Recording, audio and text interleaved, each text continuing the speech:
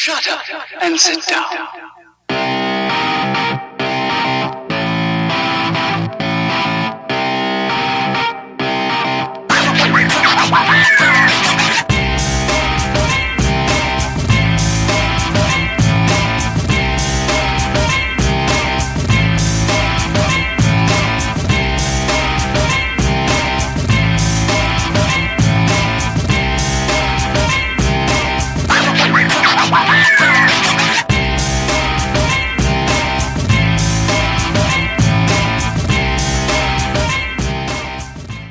Alô, alô, para não variar, prémio de atrasada do ano.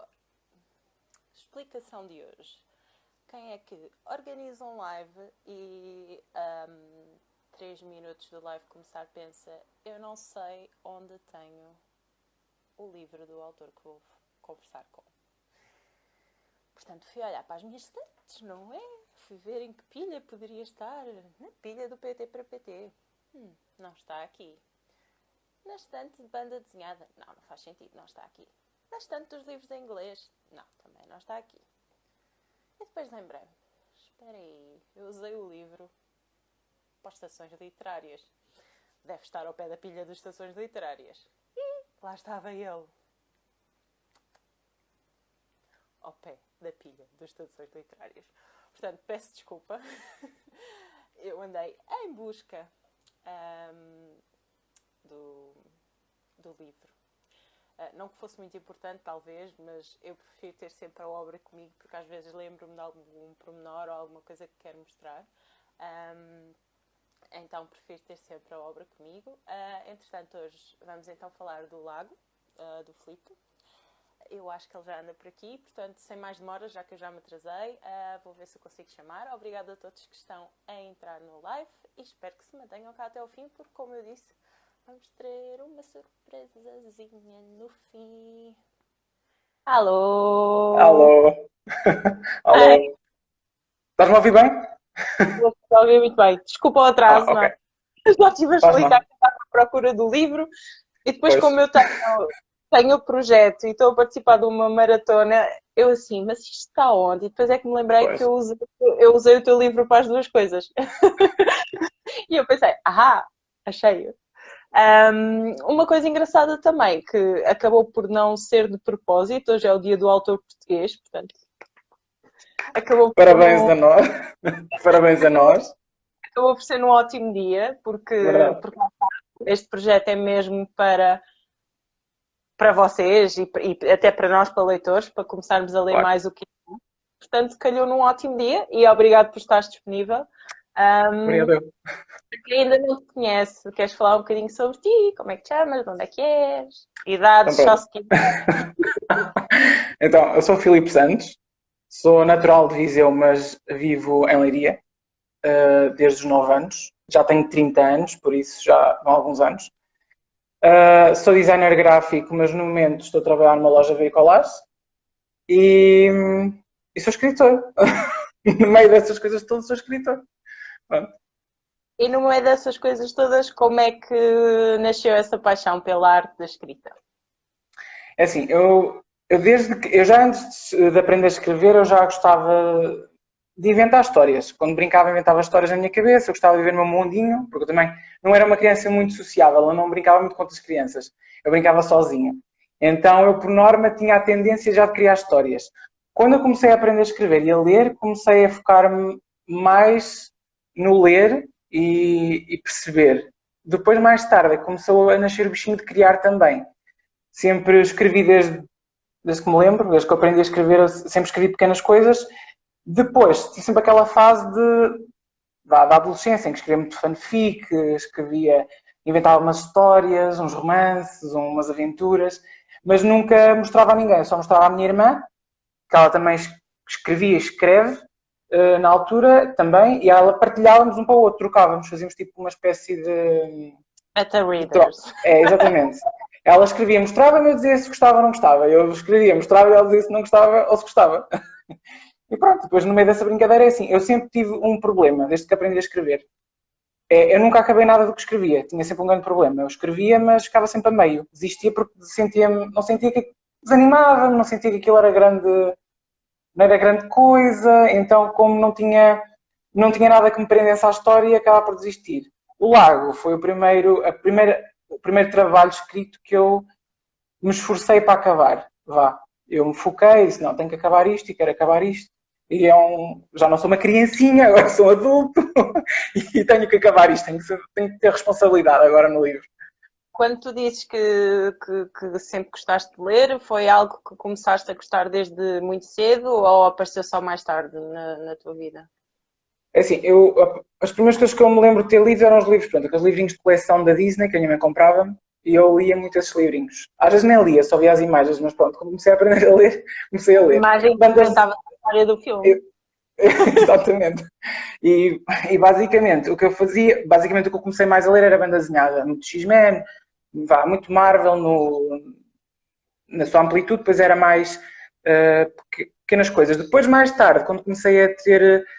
Eu sempre gostei muito de história e penso que foi no 6º ano, que me pediram para fazer. A professora pediu para fazer um trabalho de história que fosse sobre um romance de alguém famoso na história. E eu lembro-me na altura de ter um livro em casa que chamava-se, eu penso que seja A Rainha do Nilo, e que era daqueles books da Select Reader, penso que é Select Readers, não sei se é o nome,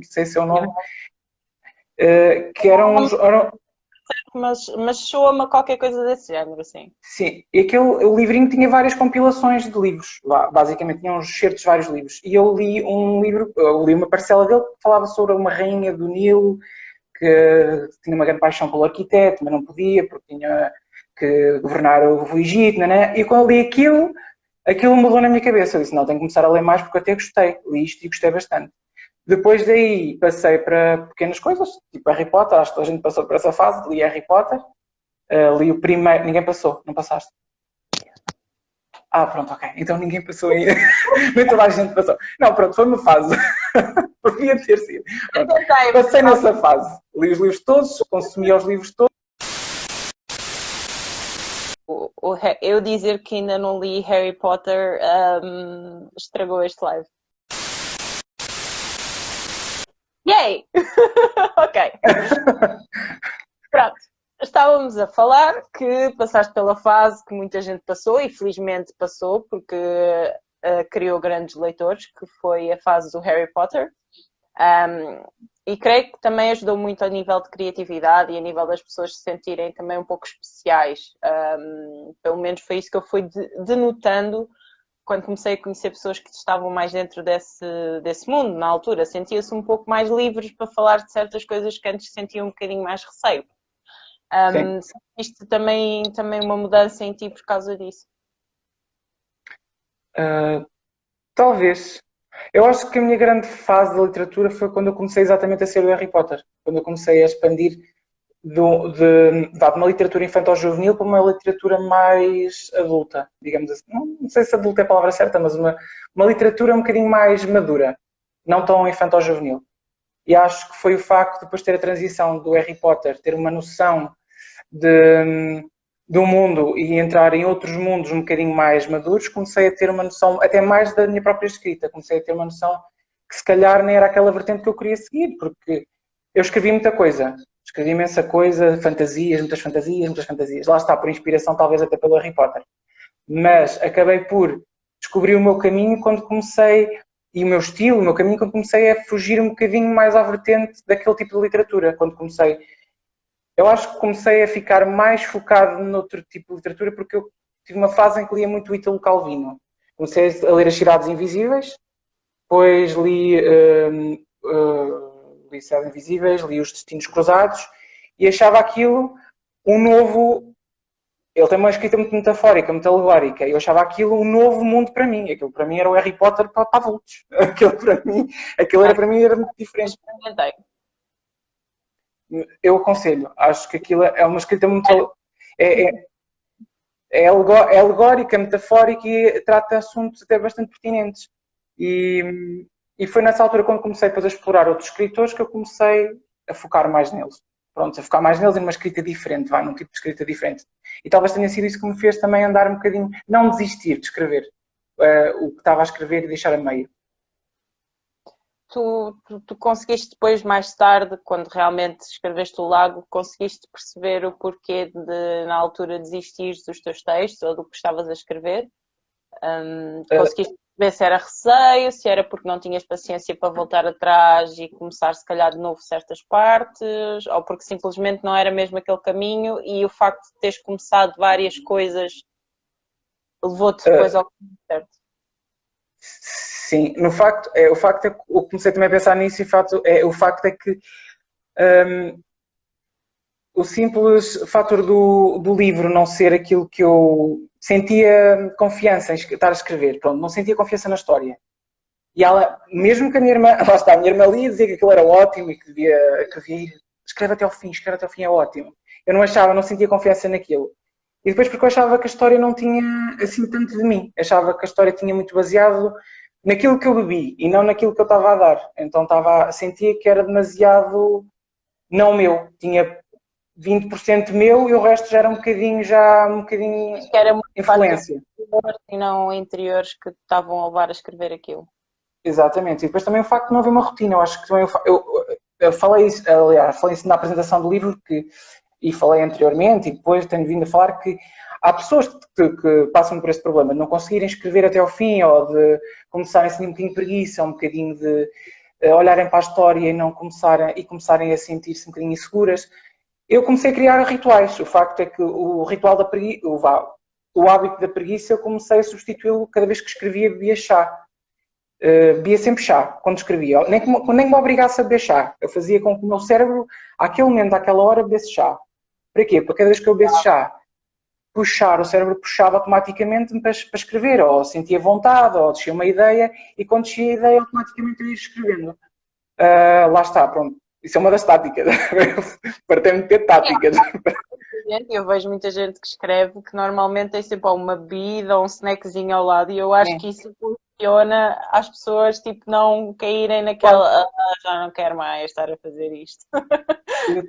E depois acho que assim, o segredo é também, para mim, pelo menos para mim, acho que o segredo foi não olhar para trás. Aquilo foi como um caminho. Eu pensei, tens que andar em frente, não podes olhar para trás, tens que andar em frente e não parar. Nem que hoje escrevas, hoje está um dia lindo de verão e amanhã escrevas no seguinte capítulo que é primavera. Não interessa se andas atrás para a frente. No final tu vais compor tudo e arranjar tudo como tu desejares. Mas no momento não vais olhar para trás. E foi uma coisa que me custava, porque eu normalmente gostava de olhar para os capítulos anteriores. E se calhar era um erro meu, porque depois olhar para os capítulos anteriores sentia-me, afinal, e deixava para o lado. Já estavas a julgar muito e ainda estavas a deitar tudo cá para fora. Exatamente, quando se calhar não era o meu papel julgar, porque não é supostamente o meu papel julgar, porque assim, normalmente eu acho que os escritores, aliás, os artistas no geral são um bocadinho críticos, autocríticos e um bocadinho perfeccionistas. E acabam por, quando estão a fazer algo, quer seja na escrita, na arte, o que é que seja, quando olham muito, acabam por fazer bodega, depois mais tarde acabam por sujar tudo, ou fazer mais asneira, ou desistir. Então acho que o melhor é... Só mais um bocadinho de tinta, ou só mais um bocadinho de... É mesmo? Então, vírgula e estragar aquilo. Lá está. Por isso é que eu acho que o caminho é fazer. No final, a gente avalia. Pronto. Então, e o Lago? Começaste a escrever quando e como é que conseguiste então ultrapassar essa dificuldade? E quanto tempo é que demoraste a escrevê-lo já agora? O Lago nasceu numa viagem que eu fiz à Escócia, em março de 2018. Nunca tinha ido à Escócia, nunca tinha conhecido a cultura escocesa, nem aquele tipo de cultura. E aquilo nasceu-me num momento. Aquilo foi uma coisa que me caiu no momento. Estava vendo uma viagem, sei que estava a viajar entre duas cidades. E eu lembro-me de ver aquilo tudo verde, né? Só prados verdes. E eu lembro-me de ter dito: olha, um dia quando ganhar o Euromilhões, quero vir para aqui viver e quero ter uma quinta de courgettes. Eu disse isto na brincadeira.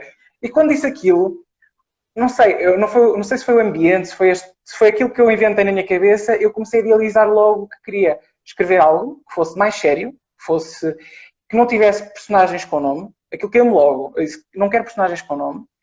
Quero que seja num ambiente idêntico a este, um tom mais moody, um bocadinho mais acinzentado, mais chuvoso, e quero que a história se passe numa mansão assim num sítio destes, com lagos. E quero que se baseie tudo à volta de um lago. E aquilo nasceu, foi fluindo, foi durante a viagem, iam-me nascendo ideias, porque depois tinha aquelas, tive a base e depois com as bases, conforme a viagem foi acontecendo, eu ia tirando, ia nascendo outra ideia, ia apontando no papel. E pus aquilo na cabeça, quando chegar a Portugal, vou pegar nas ideias, organizá-las e fazer uma história. Pronto, cheguei a Portugal e que foi descendo, que basicamente foi despejando.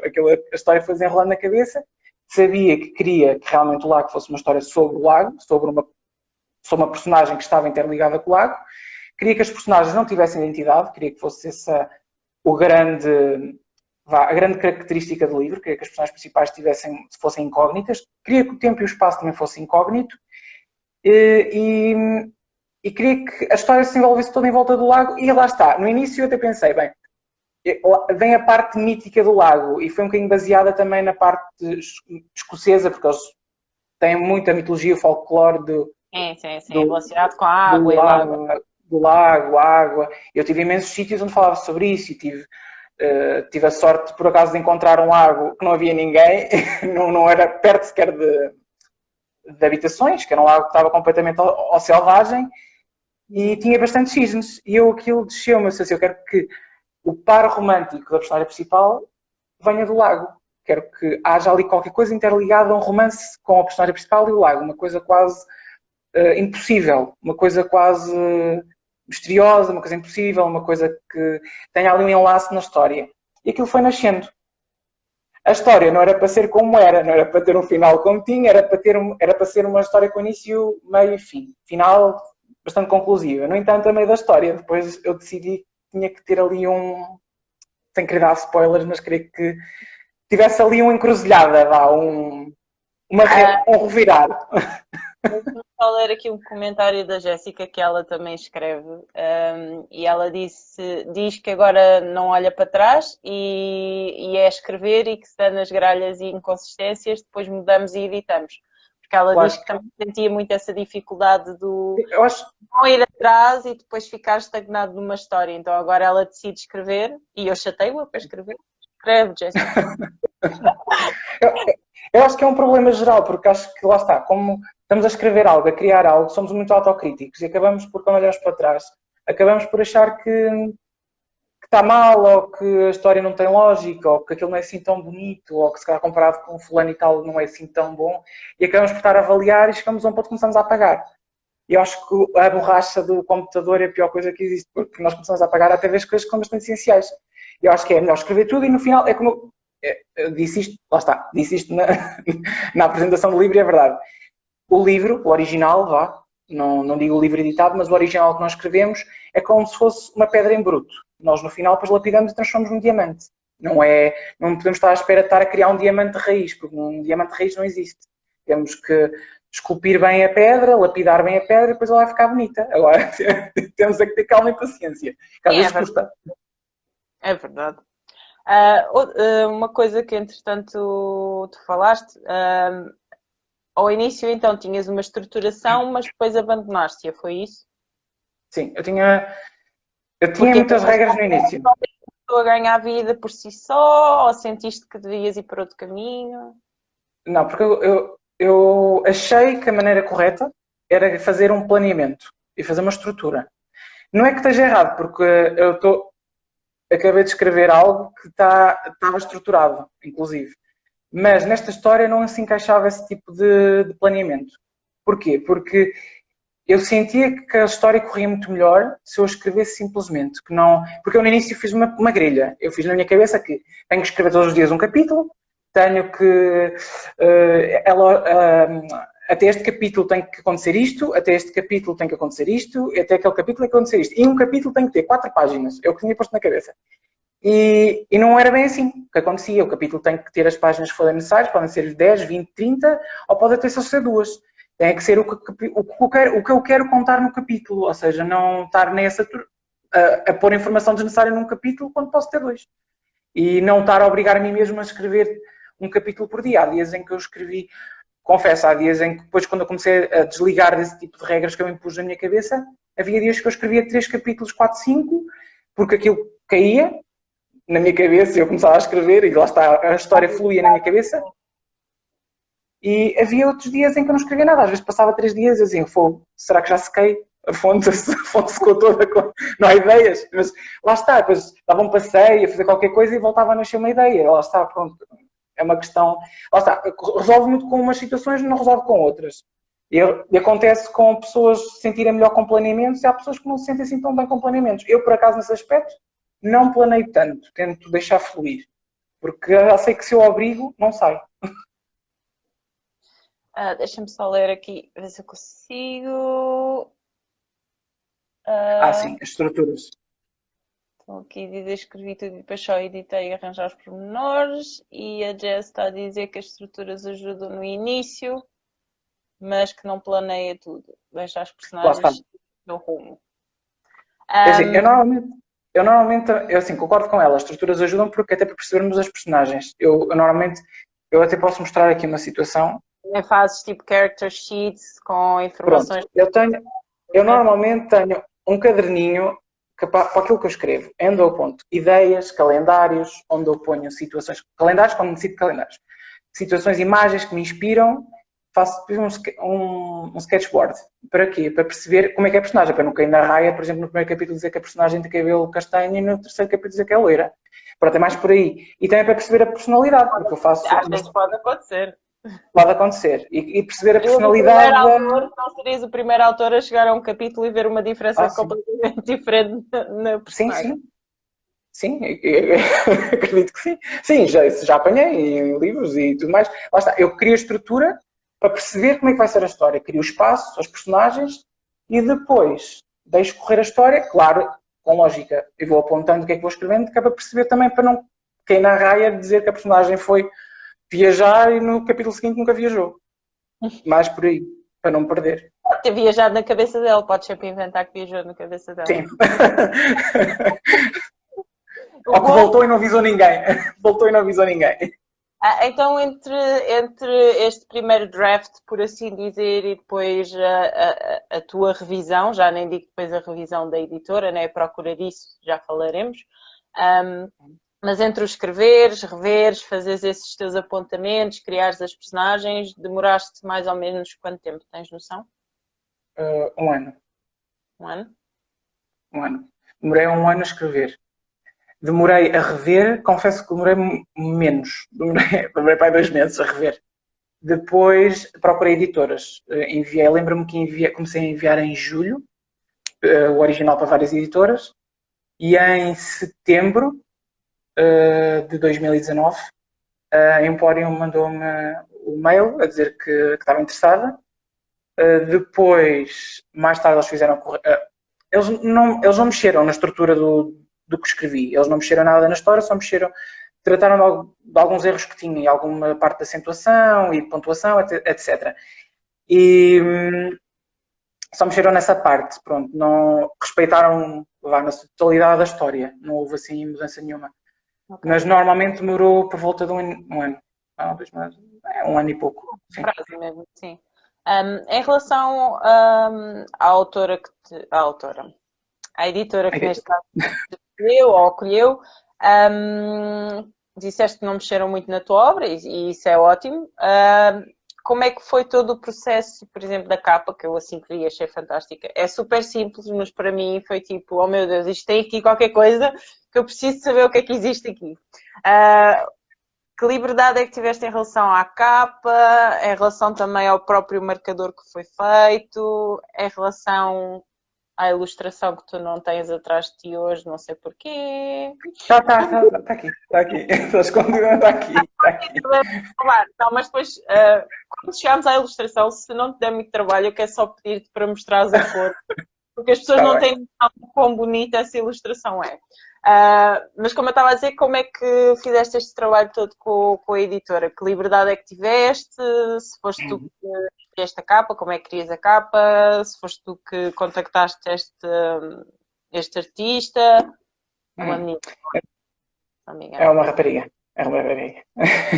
É assim, a parte do livro, é assim, na parte da correção, eu até estava com receio que eles me cortassem algumas partes devido a algumas coisas explícitas que lá estavam e alguns assuntos tratados. Porque eu recebi mails de outras editoras, na altura em que enviei, em que eles negaram, não vou estar a dizer nomes de editoras, mas negaram por causa da temática. Porque disseram que não se enquadrava nos livros que vendiam na editora, compreendo perfeitamente, e diz que houve uma editora que disse que era um bocadinho de mau tom o meu livro. E eu fiquei, pronto, ok. Vou tentar procurar outra. Digamos, isso são opiniões, não é? Porque... Sim, são opiniões. Porque, agora falando um pouco disto, sim, são situações... Eu estou a imaginar qual é a situação que estás a falar. Para o nosso plano. Não é muito bom tom ler e as pessoas ficam incomodadas. Eu fiquei incomodada. A questão é, existe. Existe. E existe muito de maneira que tu demonstraste, que é tentar não ser spoiler, não é? Mas as pessoas mais perto de nós, ou as pessoas que nós admiramos muito, e depois não é só com uma pessoa, já foi com várias e já destruiu ou influenciou a vida de muita gente. Claro. Eu percebo que possa ser considerado um pouco de mau tom ou não quererem estar a abordar esses temas, mas são temas que têm que ser falados, porque existem. E são reais. Exatamente. Existem, são reais. Temas ainda tabus, mas acho que são coisas que têm que ser faladas e neste caso na tua história não são ditas por acaso, faz todo um sentido, faz todo um ciclo. Interliga-se. Faz todo um ciclo, sem ser muito spoiler, faz todo um ciclo que faz sentido aquela informação estar explícita assim e haver partes mais explícitas para nós depois, quase no final do livro, termos umas coisas. Mas sim, continuando a falar do livro, da capa. Depois, antes de eu ter enviado quando eu comecei a enviar o original, eu na altura fiquei a pensar como é que gostaria a capa, porque como eu nunca editei o livro, eu não sabia como é que funcionava isso. Então eu comecei a idealizar e a minha irmã, ela já tinha lido o livro, e ela disse-me, porquê é que não fazes a tua capa? Porque tu és designer gráfico, sabes desenhar, porquê é que não desenhas? Não. E eu disse, olha, por acaso não, porque a minha irmã já editou anteriormente, já lançou um livro anteriormente, mas depois teve um problema com a editora e acabou por cancelar o livro, e eu tinha feito a ilustração do livro. E ela disse, porquê é que não fazes também a capa do teu livro? E eu disse, olha, não faço porquê? Porque eu não quero que a pessoa entre à ficha técnica e diga lá, livro de Filipe Santos, ilustração de Filipe Santos, capa de Filipe Santos. Não quero que o meu nome esteja demasiado repetido e marcado no livro. Mas vou escolher alguém de confiança que eu gosto para fazer a ilustração da capa. Aí aparece a Mona Finden, que é uma ilustradora norueguesa, que eu sou amigo, pronto, falamos há muito tempo, já por internet. E a Mona Finden, eu perguntei-lhe, olha, eu tenho este livro, acabei de escrever o livro, vou-te dar um resumo da história e queria que tu, na tua cabeça, criasses o que tu achas melhor para a capa do livro. Ela demorou, penso que 2 meses, porque tinha uma lista de espera enorme. Passado 2 meses, manda-me 2 imagens. Uma em que a personagem que aparece na metade do livro, que eu considero a ela, eu chamo a ela, porque ela não tem nome. Então, é o ela. Ela aparece a sair da água com a cabeça, com metade da cabeça dentro da água, outra metade da cabeça fora da água. E outra imagem, que era ela dentro da água, frontal. E eu disse, olha, a primeira imagem escolhi porque é um bocadinho assustadora, parece um filme de terror. E a segunda, eu não gostei muito do facto dela estar muito de frente porque parece que não tem dinamismo. E eu, na altura, fiz uma videochamada com ela e disse, olha, experimenta, e eu próprio fiz a posição, experimenta pô-la assim de lado. E comecei a fazer pose. E ela riu-se e começou. Fiz modelo. E ela a rir-se e a desenhar. E eu disse, que tal assim? E desenhou-nos, está perfeito. E ela depois fez a imagem. Mais tarde, quando a editora, a Emporium, fez o contrato comigo, etc., perguntei relativamente à capa se eu podia participar com a imagem. Eles, 5 estrelas, disseram que sim, podia mandar a imagem. No entanto, que não, a imagem em si, a ilustração em si, não se enquadrava com o tipo de livros que eles lançavam, pronto, o tipo de... Sim, de design que eles têm. O género, design que eles têm. Então, eles arranjaram uma solução. Vamos usar o fundo da ilustração, com as algas e com a água, com as bolhas, na parte, depois a imagem. Se quiseres, colocamos no centro do livro. Para também não dar um grande spoiler na capa. Não é que eu achei que quisesse muito spoiler, mas, de qualquer das maneiras, no meio do livro, pomos a imagem, que é para o... Poderia levar, se calhar, as pessoas a pensar que o livro estaria mais focado numa folk... Sim, ou talvez mais nela e não tanto nele, ou pensar que é um livro sobre uma sereia, talvez, ou sobre... Pronto, lá está, eu entendi essa parte. Não deixa de ser. Sim, não deixa de ser uma sereia. Por outro lado, sim. E pronto. Mas pronto, nesse aspecto, tive um bocadinho, não digo desavenças, mas tive umas zonas de teimosia com o designer, em que ele me dizia, em que ele mandava uma capa e dizia não quero isso, quero aquilo, e depois eu mandava-lhe a minha ideia e ele dizia não, mas tu vais fazer isto. Sentiste que eras ainda mais crítico pelo facto de também seres designer? Sim. Okay. Sim. Mais crítico por seres designer. Sabes? Quando nós sabemos fazer alguma coisa ou fazemos alguma coisa, acho que tornamos um pouco mais críticos. Não é isso? É mesmo, porque eu olhava para o que ele mandava, eu dizia-lhe, olha, isso não vai vender. Eu dizia, isso não vai vender, isso nunca vai pular ao olho, nunca vai sair, nunca se vai destacar ao olho. Dizia, pronto, faça assim. Ele fazia aquilo, mandavam para mim, e depois lá estava, mandavam para mim, eu mandava as minhas ideias, ele escutava as minhas ideias. Andava num bate-bate. Mas depois, no final, aquilo correu bem, porque depois ele mandou a capa, como ela está agora. Eu, inclusive, adorei, porque a letra, eu nunca pensei na letra, no tipo de letra, e eu adorei o tipo de letra que ele fez, porque faz lembrar aquela superfície da própria água, os reflexos da água, e eu adorei a letra e adorei as cores. E o que é falado também durante o livro, tu falas da lua e do reflexo da lua e de outras personagens que têm reflexo da lua, não é? Foi bem conseguido o tipo de letra, foi bem conseguido. E acho que a capa, mesmo dentro dos vossos debates, acho que ficou mesmo muito bonita. Porque está simples, mas ao mesmo tempo está profunda. Pelo menos foi a ideia que eu tive logo assim que vi a capa. Em relação à ilustração que nós estávamos a falar, eu vou mostrar a preto e branco e vou obrigá-lo a mostrar o quadro dele que é magnífico. Então, isto é o meio do livro, que representa ela. Vocês vão descobrir quem é o ela, se lerem. E aquela que ele está a mostrar é a original a cores, que é tipo... fantástica. Acho que já podes pousar. Não deixes isso cair, homem. Pronto, como ele estava a dizer, ali certas partes do fundo são as partes que estão depois as bolhas, as algas, o fundo em si. Uma coisa que eu fartei-me dizer, porque o teu livro calhou numa altura que eu estava a ler para 3 coisas, não é? Foi a Magalipamania, foi as estações literárias e foi o EPT para PT. Depois ainda tive o clube de leitura, portanto o teu livro andou a ser falado em muitos sítios que eu só dizia eu não sei em que altura se passa, mas isto parece vitoriano. Espera aí, ninguém tem nomes. Os personagens principais não têm nomes. E depois... vocês têm que ler isto é muito giro, isto é muito giro. Então muita gente ficou farta de me ouvir falar do lago, mesmo não sabendo o que era. Mas o que é isso, Vanessa? Assim, isto é muito giro, porque isto tu não sabes nada, mas depois sabes tudo, e isto fala aqui também de foco, vem aqui uma lenda pelo meio, e há aqui muito mistério à volta deste lago, e eu não sei o que é que fala, mas tenho que ler. Devo dizer que ao início assustei-me um bocadinho, porque para mim, e tu depois até comentaste comigo, eu acho que tem muitas palavras por página. Mas, quando se está a ler, não se sente. Mas eu, quando olhei, um dia que eu tinha que ler não sei quantas páginas e peguei neste livro para fazer esse desafio.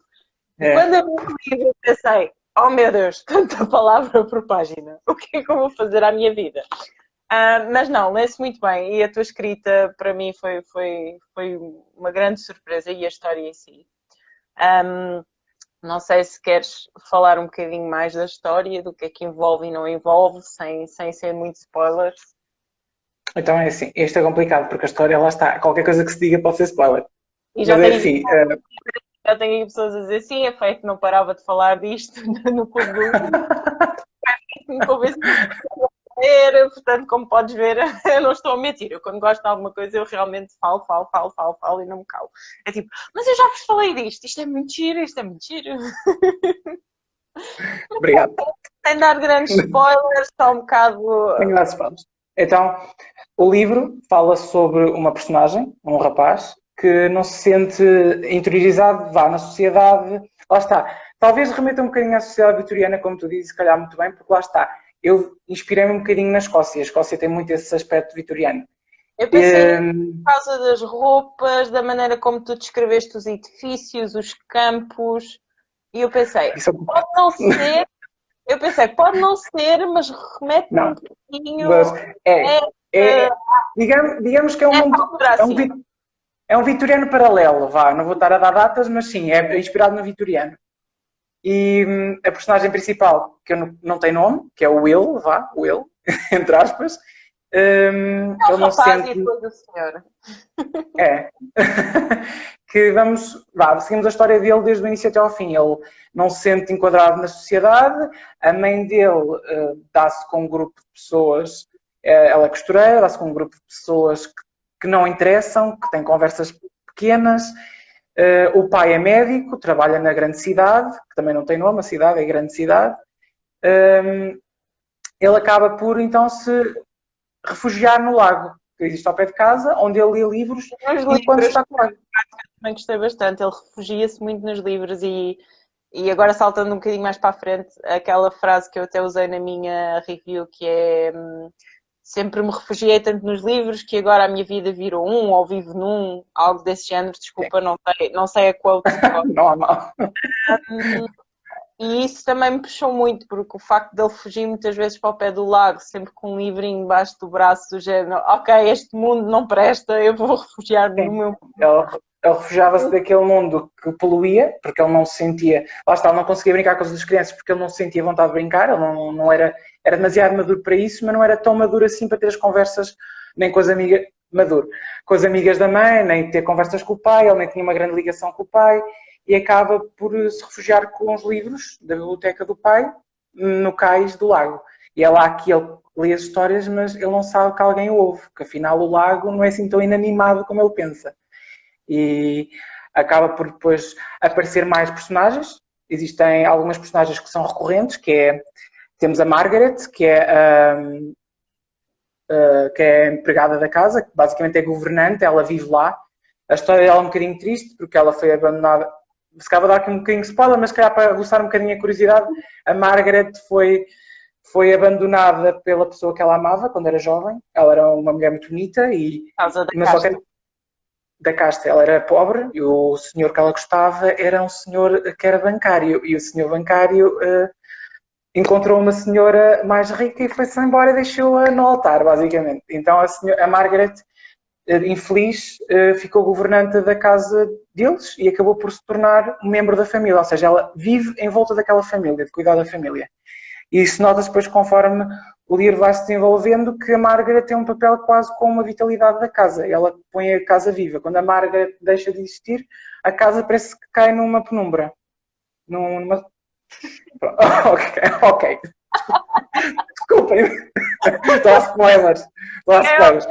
Ninguém ouviu. Pronto, vamos só dizer que a Margaret é muito importante na história. Tem muita importância na história. Ele, o menino barra senhor, não é? Porque ele depois cresce. Ele depois cresce, porque isto depois aparece. Agradeço muito esta personagem. Esta personagem ajudou muito no desenvolvimento pessoal e intelectual dele, porque lá está, ele não tem essa ligação com os pais. Não. Basicamente a Margaret vai substituir um bocadinho a presença dos pais. Paternal, sim. Sim. É. E depois temos o Thomas, que é uma personagem que não vai aparecer assim com tanto não é tanto afincado. A presença do Thomas tem um papel só.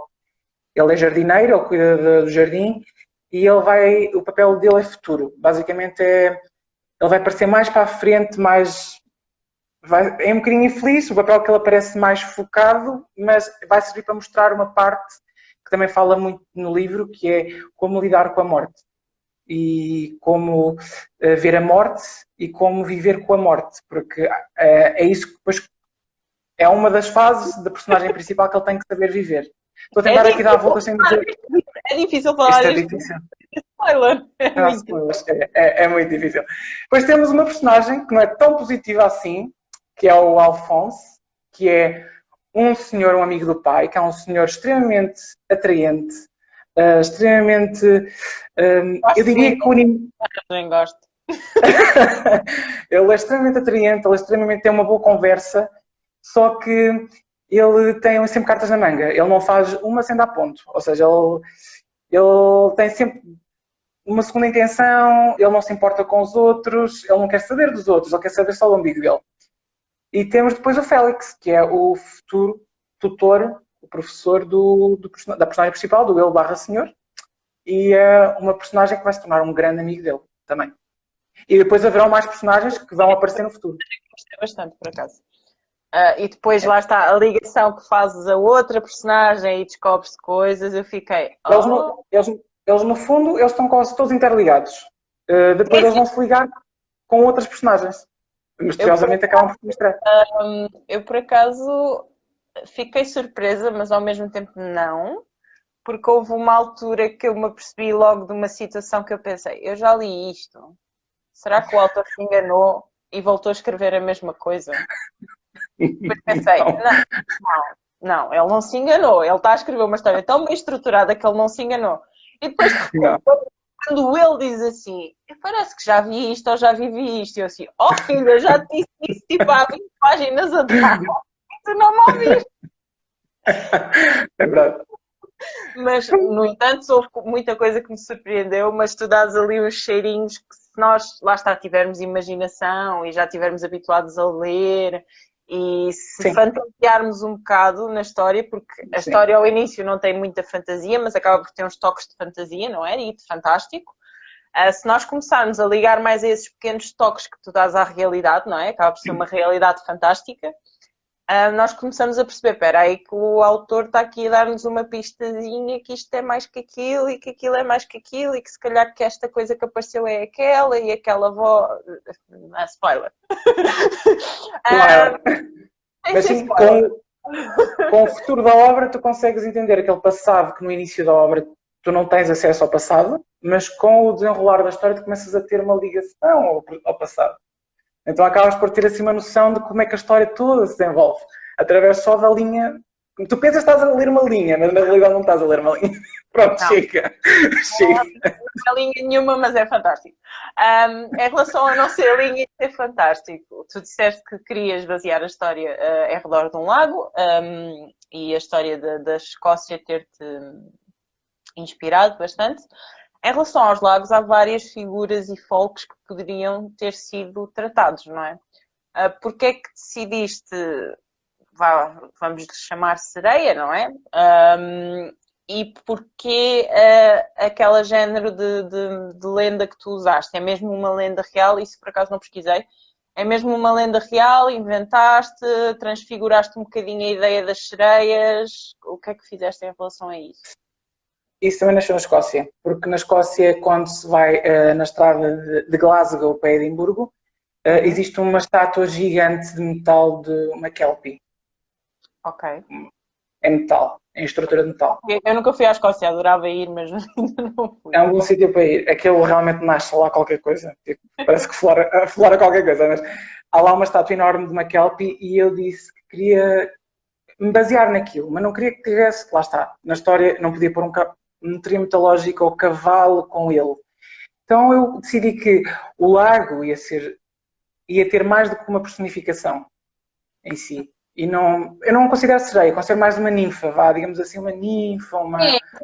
Por isso é que eu chamei sereia, porque ela é mais uma entidade que está ligada à água, mas ela não é só uma sereia. Eu estava-te a perguntar em relação a esta folk da sereia, porque tu retratas, neste caso o professor dele, há uma altura que fala sobre isso, porque a lenda vem de um livro e esse livro também é importante na história. Portanto, livros sobre livros, a gente gosta. E ele fala do facto das sereias serem seres meio alados e gostei da perspectiva de que elas tentam vir à Terra, lá está, para tentarem ganhar uma alma, porque não a têm. E eu nunca tinha pensado disso dessa maneira. Já tinha pensado, claro, nas sereias, do canto da sereia, de raptarem nessa parte, etc.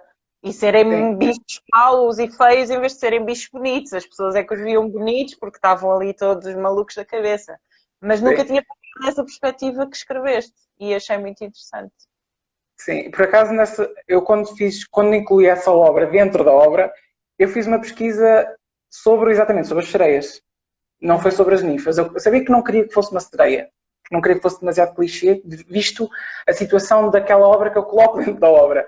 Então, não queria que fosse demasiado clichê. Então, o que é que eu fiz? Eu pesquisei o máximo possível do folclore da sereia e tentei absorver tudo que tinha, desde a parte mais feias, desde elas serem seres não muito amigáveis, desde serem seres muito belos, de cantarem, de afinal terem asas, não terem cauda, e por acaso li um excerto sobre uns estudos, não sei se são medievais ou são eu penso que sejam românticos, que falava que as sereias existiam, um estudo que dizia que as sereias existiam e que as sereias, na realidade, o que elas queriam era ter alma humana e que a única maneira de obterem alma humana era beijarem o ser humano, terem um contacto físico com o ser humano. E é muito no conjunto das lendas da Melusine, da sereia Melusine. Muito daquele folclore já até mais alemão, mais austríaco, mais para aqueles lados mais de lá. E eu acabei por pegar um bocadinho nessa parte porque achei interessante, porque visto a história como ela é, ser uma maneira de tornar a personagem o ela, ser uma personagem que está em busca de uma alma, de um futuro, de um rumo, de uma luz. Mas no fundo acaba para a existência dela, no final. Para a existência dela, até porque ela acaba por... ela existe sempre. não quero estar a dar spoiler, ela acaba por existir sempre, acaba por... Não existe propriamente na totalidade, mas existe sempre. E agora? Existe sempre. Pronto, olha, eu queria dizer mais, mas não posso dar um spoiler. Só uma coisa também sem ser grande spoiler, não é? Quando, entretanto, a história foi ganhando outro rumo e tu decidiste que o final ia ser diferente, porque decidiste o final que está no livro, tentando não ser muito spoiler. Decidiste que o livro merecia um final assim um pouco mais aberto, mais para as pessoas continuarem o ciclo, não é? Ou foi já com a ideia para continuares a história de outra maneira, ou foi porque achaste que esta história não merecia um final fixo, porque não faria sentido, devido a todo o trabalho que tiveste antes a fazer o tal ciclo, não é? Sim. O que acontece? Eu, quando comecei a escrever a história, eu sabia que esta história não ia ter continuação, que não ia ser sequela, que não ia ter continuação, que não ia ter um segundo volume. Queria uma história com início, meio e fim, que é o ponto final. É um bom stand-alone, sim. E eu sou a favor de stand-alones porque eu e Sagas temos problemas. Então o que acontece? Eu inicialmente... Ops, é baixo. Já voltaste. Já voltou? Já voltei. Pronto. O que acontece? Eu, quando iniciei, eu tinha na cabeça que o final ia ser um final clichê. Final feliz, com respostas, ia dar respostas, mas ia ser um final feliz, com um ponto final. Depois, quando estava a meio, eu comecei assim, não alguma coisa aqui não ia ter piada. Eu comecei a escrever e comecei a dizer assim, não, o livro assim nunca vai ter impacto, nem a mim me estava a dar o impacto, portanto eu comecei a ter vontade até de escrever. Depois quando me veio a ideia, assim, não, vou deixar o final aberto e vou deixar com um mistério, mas só que lá está, quando eu acabei o último capítulo, não era para deixar da maneira que eu deixava com uma resposta, deixava aberto, mas com resposta, não com uma questão e aberto. Porque eu deixei o livro um bocadinho aberto e com aquela questãozinha na cabeça. Eu ia deixar com a questão da decisão. Vais para ali ou vais para ali? Vais para ali. Basicamente o que eu queria era, vou decidir que vou para um sítio, mas deixo em aberto. E o que eu disse, não, vou fazer ainda pior à pessoa que ler. Vou deixar 2 caminhos e vou deixar em aberto. E a pessoa vai ter que imaginar e vai ter que deixar nas mãos da pessoa. Eu digo terrível, mas ao mesmo tempo eu adoro, porque dá-nos uma liberdade de imaginação enorme e faz-nos ainda mais repensar o que é que lemos até aquele momento. Sim, até porque dá para pensar. Quando os livros acabam quase num cliffhanger ou em final aberto, eu tenho muito mais tendência em pensar na história toda que acabei de ler do que quando o livro tem um final e pronto. Às vezes quando tem um final e pronto é tipo, ok, está tudo percebido, está tudo fechado, move on. Noutro livro. Quanto a este género de finais como o que tu fizeste, é tipo, ok, eu afinal percebi o que é que estava a acontecer, mas e agora? E agora vamos andar aqui às voltinhas, vai ser diferente, não vai ser diferente. Pronto, olha. E lá está, isso é a questão, é o que eu queria, que a pessoa pensasse, porque lá está, dá umas hipóteses à pessoa quando está a ler, pensar, se eu fizer isto, o que é que vai acontecer? E tu começas a idealizar o que é que vai acontecer, porque tu, no fundo, quando começas a ler o final, tu começas a perceber o que é que vai acontecer. E tentando também não ser muito spoiler, faz-te pensar também quantas vezes é que isto já aconteceu, quantas vezes é que já tiveste oportunidades, quantas vezes já decidiste de maneira Errada, certa? E o que é A que será história que vais... não tem. Exatamente. Lá está. Porque a história não tem espaço nem tempo. Tu não sabes. Não sabes. Não sabes. Eu achei isso fantástico. A partir do momento que eu percebi, porque ao início eu fiquei um pouco na dúvida se estavas a atrasar essas informações para nos dares mais o ambiente sem essas pressões psicológicas, por assim dizer, sem o sítio, sem o tempo, sem os nomes, para nós irmos às pessoas pelas pessoas que eram, pelo espaço que era, etc. Porque há autores que às vezes fazem isso. Quando eu me Sim. apercebi que a tua ideia era mesmo as personagens principais não têm nome, e isto vai ter uma explicação mais à frente, e o tempo não é um tempo definido, que também Não. de certeza vai ter uma razão para isso. E Tem. quando eu percebi isso, eu pensei, oh meu Deus, isto é fantástico, eu acho que nunca li um livro disto. E mesmo agora tento pensar e não me recordo de nenhum livro que tenha feito isso. Às vezes há aqueles que, eles estão em X tempo, em X altura e não falam muito do tempo. Mas da maneira como tu construíste, eu acho mesmo que nunca li e acho que estás mesmo de parabéns porque para uma Obrigado. primeira tentativa, não é? Apesar dos teus vários drafts a meio Sim. de outras coisas, para a tua primeira tentativa e para o teu primeiro livro, acho que foi muito, muito bem conseguido. E se os Obrigado. próximos, não sei, gastam a imaginação, não é? Se os próximos forem tão bons, vou querer ler de certeza. Em relação a isto, próximos e não próximos, isto calhou também aqui a divulgação do teu livro, calhou aqui nesta altura, tipo, fantástica, não é? Maravilhosa, estragamos os planos todos. Maravilhosa, não é? Portanto, a tua apresentação Maravilhosa. até tem que ser online, etc. Como é que estás a sentir o apoio da tua editora em relação a isso e como é que estás a sentir que estás a chegar ou não às pessoas, o teu livro está a chegar ou não aos leitores? O que é que tens sentido em relação a isso? É assim, a editora tem ajudado no que pode, pronto, mas não, assim, na situação que é também é muito difícil. As coisas, é assim, eles convidaram-nos a fazer apresentações, convidam-nos a estar presentes e as nossas obras estarem presentes em determinados eventos. Já estão a fazer eventos a longo prazo, ou seja, já mais para o final do ano, a ver se isto melhora. Obviamente, eu tinha planos de apresentações durante o ano, só que tive que cancelar tudo. Tinha aqui duas apresentações, já tinha quase confirmado as apresentações em Leiria, tinha já a começar a planear em Viseu, para mais tarde começar a subir e começar a apresentar em mais sítios, mas tive que cancelar tudo. Os planos todos na minha cabeça cancelaram-se por causa do Covid. E acabei por, pronto, lá está, fazer publicidade através das redes sociais, ler, incentivar, Instagram, Facebook, tentar puxar pela pessoa, lá está, fazer um bocadinho de vídeo de apresentação em casa. É a única hipótese que dá para fazer neste momento, não dá para fazer muito mais. Mas achas que, lá está, devido às comunidades que agora há de leitores, etc., achas que estás a conseguir chegar às pessoas? Achas que coisas, por exemplo, Acho como que sim. esta, achas que têm ajudado à divulgação do teu livro? Eu acho que o meu livro começou a chegar mais rápido, visto às comunidades. No partir do momento em que comecei a participar mais com as comunidades de...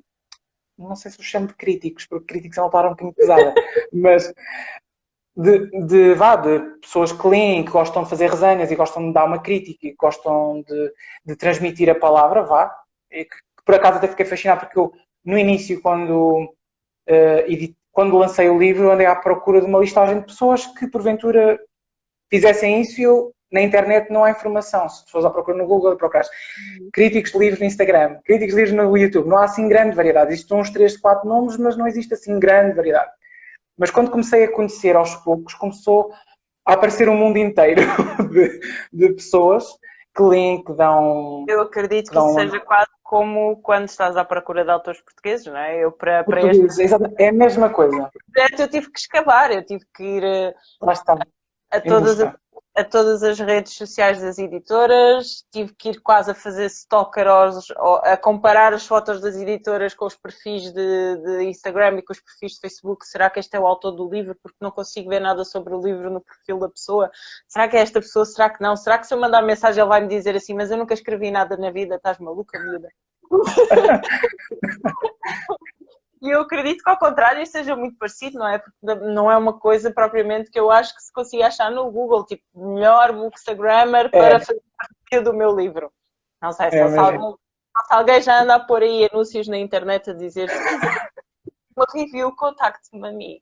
Acho que ainda não.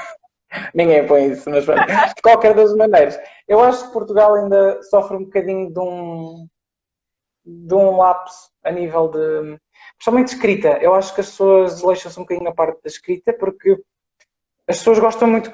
Falo isto nos programas que eu vejo na televisão. Acho que, em percentagem, o que nós vemos de escritores portugueses comparado com os escritores de fora, internacionais, serem vangloriados, é muito menor. Acho que não há tanta vontade nas grandes redes sociais de divulgarem o que é nosso. O que é pena, porque eu também assim, confesso, houve alturas da minha vida que eu nem sequer lia nada português. Comecei a ler há muito pouco tempo literatura portuguesa, para há 2, 3 anos.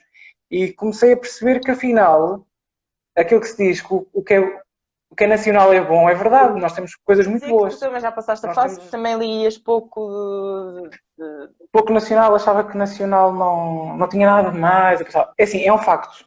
Há um ponto que é verdade. Nós, se formos a uma livraria e procuramos coisas em português, nós encontramos um tipo de livro que eu não gosto nada, que é muito livro de autoajuda e muito livro de diquinhas, que é diquinhas. Diquinhas, porque há muitas pessoas que não sabem escrever, mas que dão o nome a determinados livros, sem estar a apontar nomes nem dedos, dão o nome para determinados livros com, por exemplo, 25 maneiras de dobrar um lençol, 25 maneiras de comer uma batata. E, normalmente, esses livros, isso que me deixa frustrado às vezes é que esses livros têm publicidade, e têm foco, muito foco na televisão, no caso, e por exemplo, vendem lotes, lotes e lotes de livros, porque as pessoas gostam daquilo. é verdade. E eu acho estranho as pessoas gostarem daquilo. Porque nós temos tão bons escritores, temos pessoas que escrevem tão bem, histórias tão boas em Portugal. As que gostam daquilo e compram esse género de livros são um grupo diferente de leitores. De pessoas, sim, são pessoas Não diferentes. estou a dizer toda a gente, porque, por exemplo, eu não gosto muito de non-fiction, mas de vez em quando também gosto de ler um livro sobre ansiedade, um livro sobre o Sim. um livro sobre isto, um livro sobre aquilo, que acaba por ter certos pontos de autoajuda, etc. E acabo por, às vezes, tentar ler um ou outro. Mas não é propriamente aqueles livros que eu gosto de ler. Agora, há muita gente que os livros que gosta de ler é sobre como é que há de fazer a cama, como é que há de fazer comida para o bebê, como é que há de emagrecer, como é que há de pintar o cabelo, como é que há de não sei o quê. Exatamente. Eu às vezes só penso, como se a internet não dissesse estas coisas. Sim, exato, é porque essas coisas que esses livros dizem, a internet diz. Atenção, não estou a desvalorizar esse tipo de livros, porque há livros desses importantes, porque têm a ver com o caminho que essa pessoa fez para descobrir qualquer coisa. Por exemplo, há pouco tempo, uma amiga minha, olha, ela acabou de entrar, a Phoenix Light, fez uma recomendação de um livro que é sobre o Zero Waste, que é uma coisa que ainda não é muito falada em Portugal. Então fala de tudo o que a pessoa fez e tentou desenvolver. Acho que até abriu um daqueles mini mercados que antes havia muito, que tu vais com um saquinho e trazes as coisas, não me lembro como é que se chama, não é a molho, a galha, a ganha, ela há de me corrigir eventualmente. Mas pronto, tu estás a perceber o que é que eu estou a dizer. Isso são coisas que tu podes descobrir na internet, mas é muito mais interessante veres realmente o que é que está a ser feito. É a granel, que vendem a granel. Obrigado, Ana. Estava a ouvir a palavra. Por exemplo, isso é muito mais interessante para alguém que gosta de ler um livro, ainda por cima de uma autora portuguesa, que realmente está a tentar fazer a diferença em Portugal e que começou a fazer essa diferença. Agora, claro, há outros livros que uma pessoa fica assim um bocadinho, epá, como é que isto vende tanto? E às vezes são pessoas que dão um nome que nem sequer escrevem um livro, que só deram um nome, simplesmente. E tu pensas assim, bolas, então eu sou para escrever e esta pessoa só deu o nome e já está. Só deu nome, alguns só deram uma entrevista qualquer e outra pessoa escreveu, tipo ghostwriter quase, tipo... Sim, às vezes acontece, às vezes acontece. Há muitas coisas. Há muita situação, é verdade. Voltando aqui um bocadinho também a isso de teres falado de que não lias muito nacional e de entrarmos, por exemplo, em livrarias e às vezes as coisas nacionais são essas, ou então coisas da moda, não vamos falar de nomes. E outras vezes, lá está, só os grandes nomes já, como José Luís Peixoto, Sim, só. do Afonso Cruz, etc, etc, Joel Neto. Às vezes são esses mais que a gente já vê, porque pronto, já ganharam um nome, Sandra Carvalho, Filipe Faria, etc.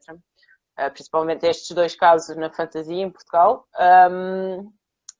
Como é que sentes que poderia haver uma mudança boa, ou como é que sentes que, por exemplo, editoras como a tua, que são editoras mais pequenas, e vocês, autores mais pequenos, como é que sentes que se poderia fazer uma diferença nessa divulgação, como é que eu ia te explicar? No facto de dar às pessoas o livro mais em mão, porque eu já disse noutro direto que os livros chegam muito mais rápido às pessoas se as pessoas os puderem ver, tocar neles, cheirá-los, abrir, folhear. O que é que achas que poderia ser feito ou que deveria ser feito mais no nosso mercado livreiro para ajudar os autores portugueses? A teu ver, atenção, não quer dizer que vai acontecer, porque pode ser uma ideia muito realista, não é? Eu acho que o problema aqui consiste muito de base, ou seja, eu acho que a cultura em Portugal é um bocadinho... Nós temos cultura. Nunca tivemos, infelizmente. Mas não tivemos, lá está isso.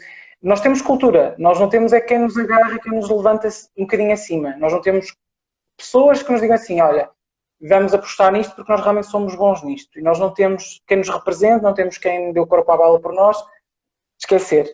Agora, acho que realmente as redes sociais, a mídia, principalmente a mídia, devia dar mais foco nisso. Porque a mídia hoje em dia dá muito foco à modelo, à novela, ao filme, mas é mais dentro desse âmbito. Existem outras artes aí, não é só a novela, não é só ser ator, não é só ser isso. Há escritores também, não sei se às vezes eles percebem, mas há pessoas que escrevem guiões. E às vezes as pessoas que escrevem guiões também escrevem livros. E há pessoas que escrevem livros no mundo, em Portugal inclusive. E acho que as livrarias, há muita livraria, eu reparei nisso, há muita livraria que se nega. Há muita livraria que fecha um bocadinho o olho quando se toca a vender determinados livros, porque acham que não se vai vender, não se dão nem ao luxo. Eles dizem, não vou dar ao luxo de ter esse tipo de livro aqui a vender porque ninguém vai comprar porque não é um livro procurado. Porque eu não me chamo Dan Brown, porque eu não me chamo J.K. Rowling, porque eu não me chamo... não vou dar aqui nomes portugueses, mas, por exemplo, há um nome português de um escritor português super conhecido que disseram há pouco tempo, até pensavam que eu era da família dele, por causa do apelido. E perguntaram-me se era da família dele, eu disse que não. E eles disseram, então, se não é, o que é que está aqui a fazer? Mas assim, já aconteceu. Eu sou sim, senhora. Eu sou primo. Escreve é tanto sobre o que escreve, mas somos da mesma família. Sim, mas lá está. Acho que falta muito isso. Eu, por acaso, não tinha noção muito disso, mas agora, tendo o livro, levei com muitos baques. E baques, assim, bastante frios. Houve alturas em que eu ficava mesmo desiludida, ficava fogo. Eu tenho que lutar assim tanto para ter um livro só, numa livraria, é ridículo. E, tipo, há muita livraria que não se nega. As grandes livrarias, por exemplo, grandes nomes como Fnac, Bertrand, etc., eles estão a vender um livro, mas é por encomenda. Eles não... Nem todos os Fnacs têm lá. Lá está, tipo, a UC está a vender, mas a UC lá está é um site, eles vendem através do site, mas lá está, as livrarias em si, as livrarias que são da zona, por exemplo, tem aqui livrarias de Leiria que não querem o meu livro simplesmente porque é português, porque é de um autor português, foi a justificação que me deram. Visto? Mesmo as pequeninas, ou essas também infelizmente estão a morrer? Eu tenho duas livrarias assim, muito importantes na zona. Tenho uma livraria que inclusive era para fazer lá uma apresentação, mas lá está, outra situação. A livraria começou a deixar-me responder às mensagens, eu tive que ir pessoalmente à livraria perguntar se era possível fazer a apresentação, porque eles têm um espaço de apresentação. Uhum. E é uma livraria com um conceito extremamente inteligente, tem uma livraria que é metade livraria, metade zona de exposição, tem zona de multimédia, tem casa de chá, tem tudo misturado. E é um sítio confortável e até bastante cómodo e até parece bastante confortável para dar o livro a conhecer. No início diziam que sim, depois disseram que não podiam pôr o livro à venda porque era português e porque e começaram a puxar para o lado da apresentação. E depois disseram-me a mim que não faziam apresentação do livro, de apresentações do livro lá. Quando eu descobri no mês a seguir que estavam a fazer apresentações de livros lá. E eu fiquei tipo, fogo. Pois, isso realmente deve ser um bocado desgastante, porque lá está, só o facto de ter o livro editado já deve ser um esforço enorme e uma luta enorme para não desistir. Porque é assim, não é qualquer editora que nos vai aceitar. E qualquer escritor sabe perfeitamente isso. Nós mandamos o nosso original para centenas de editoras e nem centenas, às vezes nenhuma nos responde.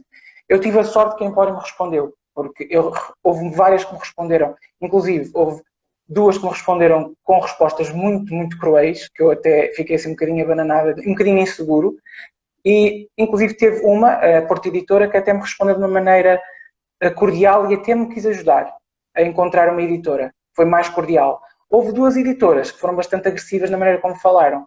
Agora é assim, eu acho que nota-se bem que existe, Portugal inteiro existe muito à base da dita cunha, ou seja, se tu tiveres um bom nome e se fores conhecido, nós vendemos o teu livro. Se eu não te conhecer de lado nenhum, se tu queres iniciar, eu não quero saber e não te vou vender o livro. O que é que acontece? Essas pessoas esquecem-se que o simples facto de a gente editar um livro já é uma vitória nossa, já vencemos, já realizámos um sonho. Assim, a gente vai vender à mesma, não vende na livraria, nem que eu tenha que montar uma banca à porta da minha casa. Mas eu vou vender da porta da estação dos expressos de Leiria. Lá no mas pronto, lá está, as pessoas pensam que...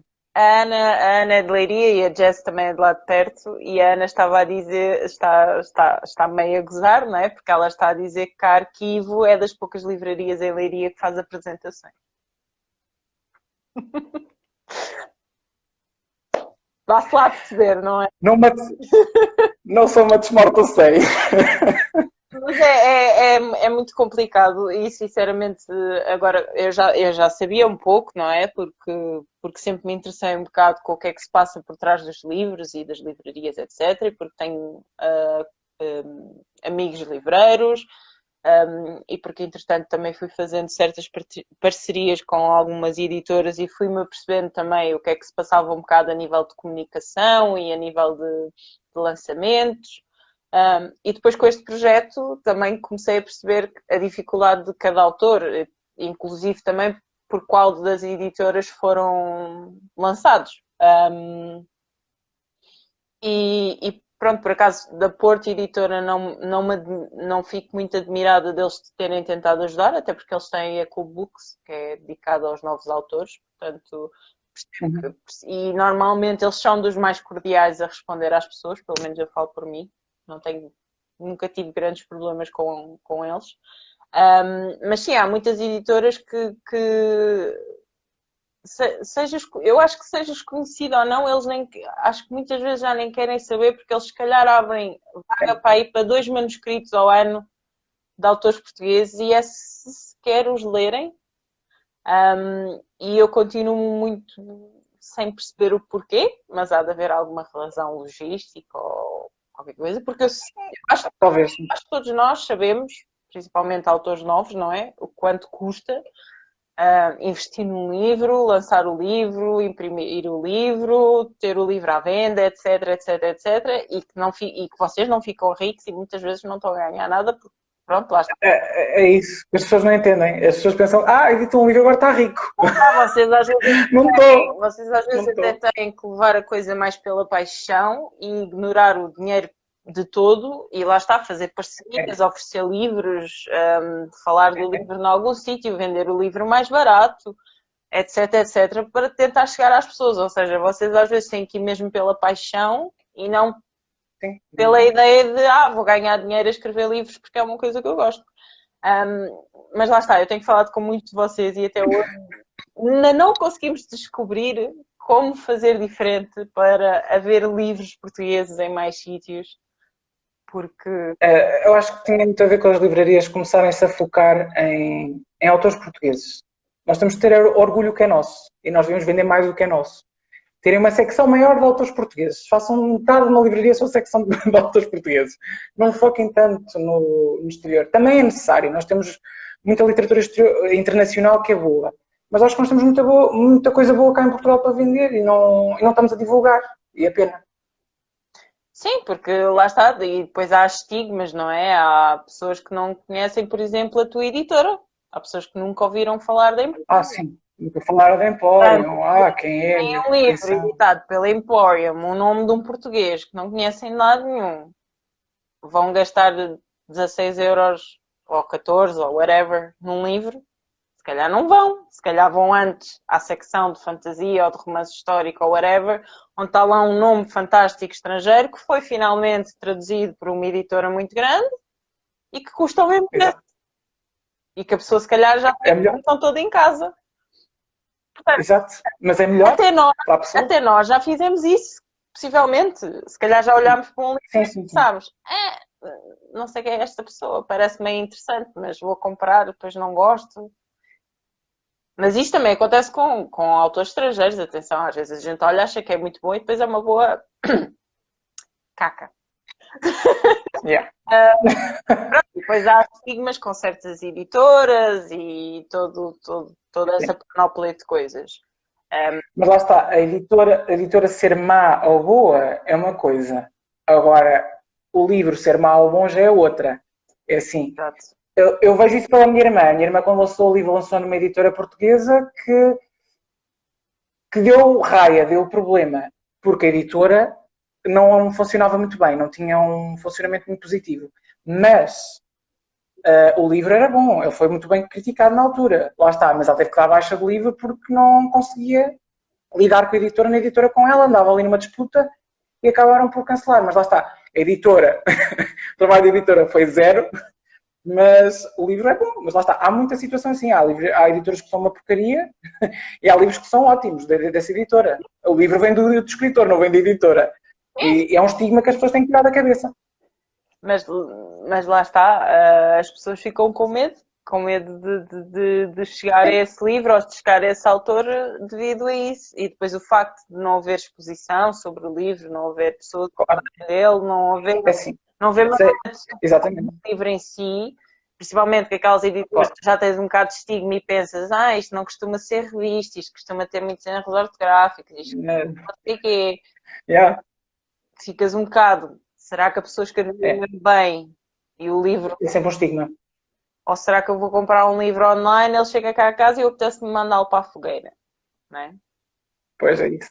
Às vezes acontece, sim. Por isso é que nós É um facto. conversas, nessas conversetas de 1 hora e não sei quanto tempo já. Eu tenho um problema com o Filipe, porque tu és o segundo Filipe e é o segundo live maior que eu tenho no MP. Portanto, isto é um problema com o Filipe. Os Filipes fazem ter aqui Tenho que deixar ver lives gigantes. Mas pronto. Filipes em casa não escrevam. Lago, comprei o livrinho. Confia em mim. Ou não. Vocês é que sabem, mas ouviram o Filipe a falar do livro, portanto, melhor ouvir o próprio autor a falar do livro para se ficar convencido ou não. A mim ajuda-me. Eu sou super sincera, eu só ouvir o autor a falar do livro e gostar da maneira como ele fala, como ele pensa, como ele raciocina e a paixão com que fala sobre o livro, para mim ou é do género, estás na lista negra, não quer saber mais nada sobre ti, eu vou comprar o teu livro mesmo que não preste, porque eu quero ver como é que tu escreves, porque se tu falas assim, tens que escrever alguma coisa de jeito. Porque eu acho que é muito isso. Apesar que às vezes há pessoas que têm mais jeito a escrever do que a falar. E ao contrário. Ao contrário também. Por exemplo, eu acho que sou minimamente boa oradora, mas escrita para mim, não.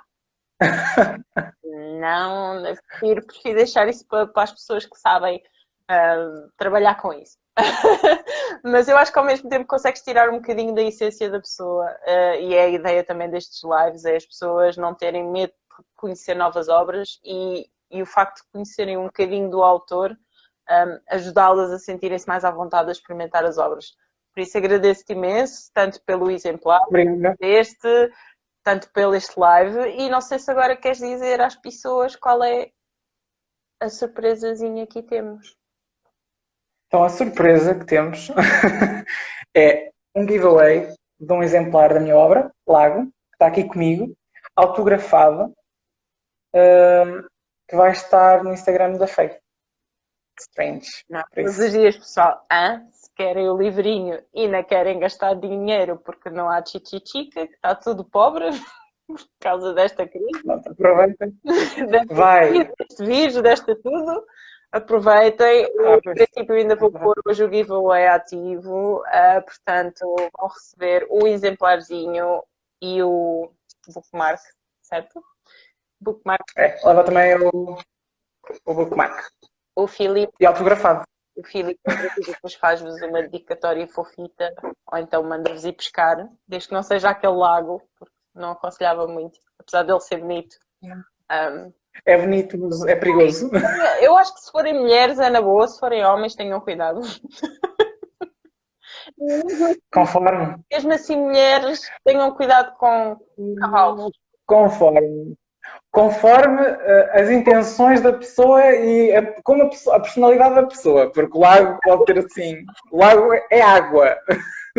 Espelhos, lembra-se de espelhos, os olhos são o espelho da alma, o lago também reflete a imagem, portanto não se esqueçam. E acho que é só, já falámos demais.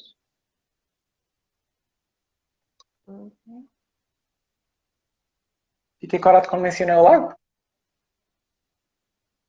Não entendi. Também vou agora, não sei o que é que se passa.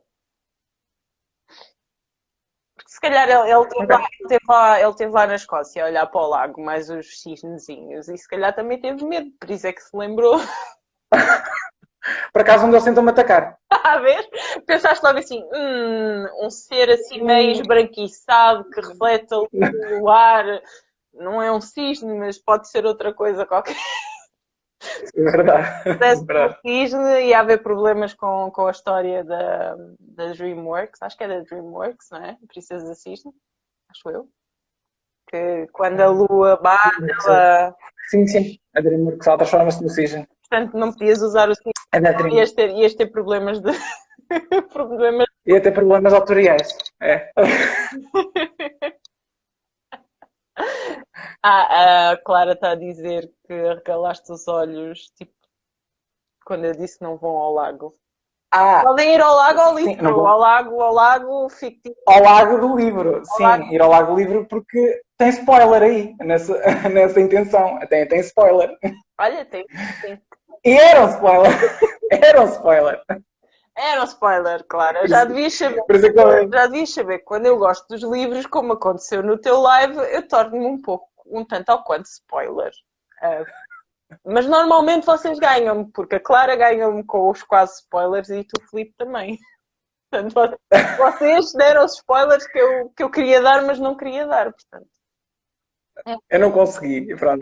Tenta controlar, mas não consigo. É um ciclo.